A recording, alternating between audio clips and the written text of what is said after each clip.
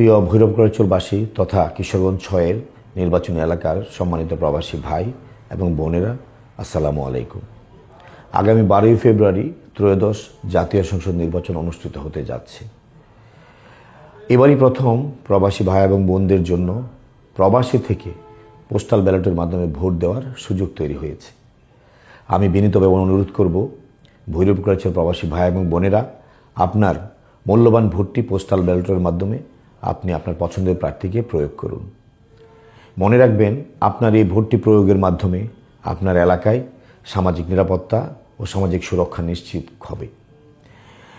আপনি একজন সচেতন মানুষ। আপনার এই ভোটটি আপনি সঠিক প্রার্থীকে প্রয়োগ করার মাধ্যমে আপনি অংশগ্রহণ করুন রাষ্ট্র পরিচালনা এবং হয়ে উঠুন সরকারের একটি অংশ। আমি মোহাম্মদ শরীফুল আলম আমার প্রবাসী ভাই এবং বোনদেরকে অনুরোধ করব, আগামী নির্বাচনে আপনারা মূল্যবান ভোটটি ধানের শীষে প্রয়োগ করুন।